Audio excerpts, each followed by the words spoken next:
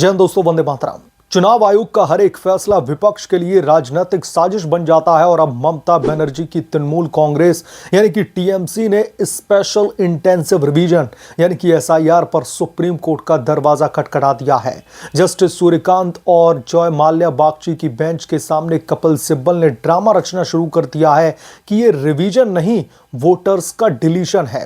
लेकिन दोस्तों, सच्चाई क्या है? ये लोकतंत्र की पारदर्शिता के लिए बेहद जरूरी कदम है जो फर्जी वोटर्स को साफ करने का प्रयास है। फिर भी विपक्षी दल, खास करके ममता दीदी, इसे मोदी सरकार का हथियार बता रही हैं।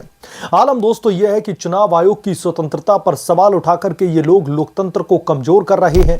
कपिल सिब्बल जो विपक्ष के फिक्स वकील लगते हैं, हर बार कोर्ट में विपक्ष बचाओ आंदोलन शुरू कर देते हैं। दोस्तों, सवाल यह है कि क्या ममता बनर्जी का डर वोट बैंक की रक्षा का है या फिर साफ सुथरे चुनाव से घबराहट? आइए इस पूरे ड्रामे को विस्तार से समझते हैं। एसआईआर की जड़ से सुप्रीम कोर्ट की बहस तक और विपक्ष की राजनीतिक चालबाजी तक। दोस्तों, यह मामला केवल वोटर लिस्ट रिवीजन का नहीं बल्कि विपक्ष की पुरानी आदत का भी है। हर संस्था को राजनीतिक रंग देना। चुनाव आयोग जो संवैधानिक निकाय है, उसने हाल ही में पूरे देश में एसआईआर अभियान शुरू किया है। और दोस्तों, ये डोर टू डोर वेरिफिकेशन की प्रक्रिया है जो फर्जी या फिर मृत या फिर डुप्लीकेट वोटर्स को हटाने के लिए डिजाइन की गई है। वेस्ट बंगाल में जहां पर आगामी विधानसभा चुनावों की तैयारी जोरों पर है, इलेक्शन कमीशन ऑफ इंडिया ने विशेष जोर दिया है। ममता बनर्जी की सरकार ने इसका विरोध करना शुरू कर दिया है। दावा किया कि इससे लाखों जेन्युइन वोटर्स प्रभावित होंगे। जेन्युइन वोटर्स प्रभावित होंगे ममता दीदी, या फिर वो बांग्लादेशी घुसपैठिए जिनको आपने अपनी वोट बैंक बना रखा है, जिनके बलबूते पर आप बंगाल में फुदकते हो? टीएमसी ने सुप्रीम कोर्ट में दोस्तों याचिका दाखिल कर दी है और अब इस पर सुनवाई के लिए 11 नवंबर की तारीख तय की गई है। लेकिन दोस्तों, ये पहली बार नहीं है जब विपक्षी दल जो है वो चुनाव आयोग के हर फैसले, चाहे ईवीएम हो या फिर वोटर आईडी को जो है कुछ भी हो, सब में भाजपा का एजेंडा बता देता है। क्या यह लोकतंत्र की मजबूती है या फिर अपनी कमजोरियों को छुपाने की चाल? स्पेशल इंटेंसिव रिवीजन यानी कि एसआईआर कोई नई योजना नहीं है। यह चुनाव आयोग की नियमित प्रक्रिया है जो वोटर लिस्ट को अपडेट रखने के लिए की जाती है।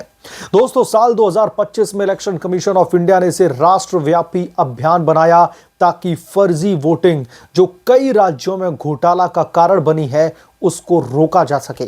वेस्ट बंगाल में जहां पर साल 2021 के विधानसभा के चुनावों में वोटर लिस्ट पर विवाद हुआ था, एसआईआर का दायरा खास तौर पर विस्तृत है। इलेक्शन कमीशन ऑफ इंडिया का तर्क है कि डोर टू डोर सर्वे से जेन्युइन वोटर्स की पहचान हो सकेगी और फर्जी एंट्रीज को हटाया जा सकेगा। लेकिन ममता बनर्जी ने इसे वोट सेपरेशन करार दे दिया है। उनका कहना है कि यह भारतीय जनता पार्टी की साजिश है ताकि बंगाल के अल्पसंख्यक और गरीब वोटर्स को बाहर किया जा सके। लेकिन दोस्तों, सच्चाई क्या है? पिछले चुनावों में तृणमूल कांग्रेस पर ही फर्जी वोटिंग के आरोप लगे थे। साल 2021 में इलेक्शन कमीशन ऑफ इंडिया ने 10 लाख से ज्यादा संदिग्ध वोटर्स की जांच की थी। अब जब ईसी साफ सुथरा चुनाव चाहता है, विपक्ष चिल्ला रहा है। यह विरोध विपक्ष की पुरानी रणनीति बन चुकी है। दोस्तों, याद कीजिए, इलेक्ट्रॉनिक वोटिंग मशीन पर सवाल किस तरीके से विपक्ष कर रहा था, वोटर आईडी पर कैसे रोना रो रहा था, और अब एसआईआर पर कोर्ट में जाकर के ममता गिड़गिड़ा रही है सिब्बल के जरिए। हर बार वो संस्थाओं को स्वतंत्रता को चुनौती देती आई हैं, लेकिन खुद सत्ता में रह करके इलेक्शन कमीशन को दबाते रहे हैं। ममता बनर्जी का जो ढोल पीटती हैं, वास्तव में वोट बैंक की रक्षा के लिए कुछ भी कर सकती हैं। बंगाल में टीएमसी का शासन, सिंडिकेट राज, जो कटमनी और हिंसा पर सवाल खड़े हो रहे हैं, वो ईसी को निशाना बनाती है। क्या यह लोकतंत्र है या फिर तानाशाही का मुखौटा? 7 नवंबर को दोस्तों सुप्रीम कोर्ट में सुनवाई हुई, जहां पर जस्टिस सूर्यकांत और जॉय माल्या बागची की बेंच ने मामले को गंभीरता से लिया। तृणमूल कांग्रेस की ओर से सीनियर एडवोकेट कपिल सिब्बल ने तीखी दलीलें दी। उन्होंने कहा कि यह रिवीजन नहीं बल्कि वोटर्स का डिलीशन है। यानी कि सिब्बल यह दावा कर रहे हैं कि ममता के वोटर्स का सीधे तौर पर डिलीट करने का तरीका है। लाखों मतदाताओं को चुनाव से पहले ही बाहर कर दिया जाएगा, जो लोकतंत्र का गला घोंटेगा। कपिल सिब्बल ने दोस्तों ईसी की टाइमिंग पर भी सवाल खड़े कर दिए हैं। चुनाव से ठीक पहले एसआईआर क्यों? यह राजनीतिक मोटिवेटेड है, यह सिब्बल का दावा है ममता की तरफ से। उन्होंने ममता सरकार के पक्ष में दावा किया कि वेस्ट बंगाल में जेन्युइन वोटर्स प्रभावित होंगे और प्रक्रिया में पर्याप्त वेरिफिकेशन की कमी है। लेकिन कोर्ट ने कपिल सिब्बल के ड्रामे को दरअसल संभाल करके रखा है। जस्टिस सूर्यकांत ने स्पष्ट कहा है कि हमें सुनिश्चित करना होगा कि कोई भी जेन्युइन वोटर दरअसल एक्सक्लूड ना हो, यानी कि उसका गलती से भी नाम ना कटे। बेंच ने इलेक्शन कमीशन ऑफ इंडिया से स्पष्टीकरण मांगा है। एसआईआर का राष्ट्रव्यापी दायरा है क्या और बंगाल पर इसका क्या असर पड़ेगा? ऑर्डर रिजर्व रखा गया है इस बाबत और अगली सुनवाई 11 नवंबर के लिए तय की गई है। कोर्ट का दोस्तों रुख संतुलित था, न तो विपक्ष को खारिज किया, न ही इलेक्शन कमीशन को दोषी ठहराया। लेकिन सवाल दोस्तों यहां पर यह उठता है कि कपिल सिब्बल क्यों हर बार विपक्ष के सुपर हीरो बनने की कोशिश करने लगते हैं? राम मंदिर से लेकर के सीएए तक वो कोर्ट को राजनीतिक अखाड़ा बना देते हैं। क्या ये वकील हैं या फिर विपक्ष की फील्डिंग बैटिंग ऑर्डर का हिस्सा बन चुके हैं? विपक्षी दल तृणमूल कांग्रेस पार्टी, समाजवादी पार्टी का पैटर्न साफ है। चुनाव आयोग का हर फैसला भाजपा की साजिश है। एसआईआर जैसी पारदर्शी प्रक्रिया को वो वोट सेपरेशन जो है बता देते हैं, लेकिन खुद सत्ता में रह करके वोटर लिस्ट में हेरफेर करते रहे हैं। ममता बनर्जी जो बंगाल को घर वापसी का नारा देती हैं, वास्तव में फर्जी वोटर्स को ढाल बनाती हैं।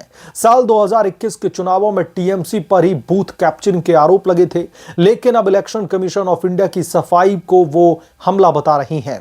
दोस्तों ये दोहरा चरित्र है, जब फायदा हो तो चुप्पी और जब नुकसान हो तो कोर्ट में जाकर के नाक रगड़ने लगो।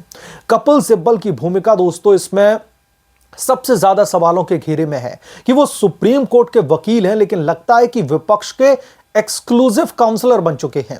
हर केस में वो लोकतंत्र खतरे में है का रोना रोने लगते हैं, लेकिन ईसी की स्वतंत्रता पर चुप्पी साध लेते हैं। ममता बनर्जी का एसआईआर विरोध उनकी माइनॉरिटी वोट बैंक की रक्षा है। बंगाल में 27% मुस्लिम वोटर्स हैं और वो टीएमसी का आधार बताए जाते हैं, और एसआईआर से फर्जी एंट्री साफ होने पर नुकसान हो सकता है। लेकिन दोस्तों क्या लोकतंत्र फर्जी वोटिंग पर टिका हुआ है? विपक्ष की यह चालाकी चुनाव आयोग को कमजोर कर रही है, जो संविधान का संरक्षक भी करती है और रक्षक भी है। अगर इलेक्शन कमीशन ऑफ इंडिया हर फैसले पर कोर्ट में जाएगा तो चुनाव कब हो पाएंगे? यह आलोचना दोस्तों केवल राजनीतिक नहीं बल्कि नैतिक भी है। विपक्ष को समझने की जरूरत है कि पारदर्शिता लोकतंत्र की रीढ़ है। ममता दीदी को दीदी कहलाने का हक है, लेकिन उपद्रव भड़काने का नहीं। कपिल सिब्बल को वकालत का सम्मान है, लेकिन राजनीतिक एजेंडे का नहीं। अगर विपक्ष सच्चा है तो फिर एसआईआर का समर्थन करे, ना कि कोर्ट को अखाड़ा बना दे। यानी कि कोर्ट में पहले से ही इतने मामले पेंडिंग पड़े हुए हैं, जैसे ही इलेक्शन कमीशन ऑफ इंडिया कोई भी फैसला लेता है भागे भागे कोर्ट पहुंच जाते हैं। सुप्रीम कोर्ट का फैसला जो 11 नवंबर को आएगा विपक्ष के लिए आईना होगा। अगर एसआईआर को हरी झंडी मिलती है तो ममता बनर्जी की राजनीतिक ड्रामा फेल हो जाएगा। चुनाव आयोग को मजबूत बनाना जरूरी है ताकि फर्जी वोटिंग ना हो और हर वोट जेन्युइन हो।